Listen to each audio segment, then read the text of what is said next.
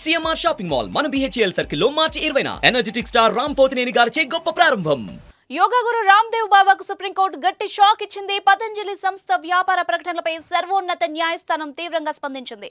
ప్రకటనలతో ప్రజల్ని తప్పుదోవ పట్టిస్తున్నారని పేర్కొంటూ బాబా రామ్దేవ్ కు షోకాజ్ నోటీసులు జారీ చేసింది. న్యాయస్థానం ముందు విచారణకు హాజరు కావాలని ఆయన్ను ఆదేశించింది.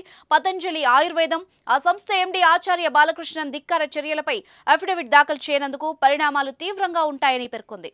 యోగా గురువు రామ్దేవ్, బాలకృష్ణన్లు తమ ముందు హాజరు కావాలని, కంపెనీ ఉత్పత్తుల ప్రకటనలు, వాటి ఔషధ ప్రభావానికి సంబంధించిన ధిక్కార చర్యలపై స్పందించాలని సుప్రీంకోర్టు స్పష్టం చేసింది.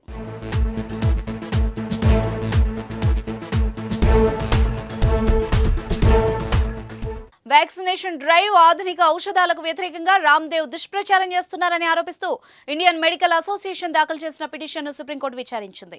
ఈ సందర్భంగా పతంజలి వ్యవస్థాపకుడిపై తీవ్ర అసహనం వ్యక్తం చేసింది. నవంబర్ 2023లో పతంజలి ఆయుర్వేదిక్ తన ప్రకటనలతో తప్పుడు వాదనలు చేయడంపై సుప్రీంకోర్టు అభ్యంతరం వ్యక్తం చేసింది. అటువంటి పద్ధతుల్ని ఆశ్రయించినందుకు ఆ సంస్థకు జరిమానా విధిస్తామని హెచ్చరించింది. పతంజలి ఆయుర్వేదం అన్ని తప్పుదో పట్టించే ప్రకటనలు తక్షణమే నిలిపివేయాలని, ఈ కోర్టు అటువంటి ఉల్లంఘనలను చాలా తీవ్రంగా పరిగణిస్తుందని, ఒక నిర్దిష్టమైన వ్యాధిని నయం చేయగలదని తప్పుడు ప్రకటన చేసిన ప్రతి ఉత్పత్తిపై 1 కోటి వరకు జరిమానా విధించడాన్ని పరిశీలిస్తామని ధర్మాసనం తేల్చి చెప్పింది.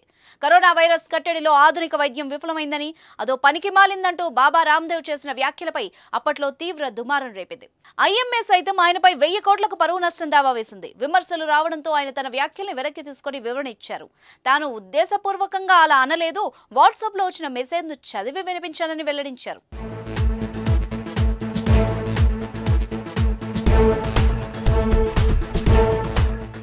సుమన్ టీవీలో మీ పర్సనల్ అండ్ బిజినెస్ ప్రమోషన్స్ కోసం కింది నెంబర్కి కాంటాక్ట్ చేయండి.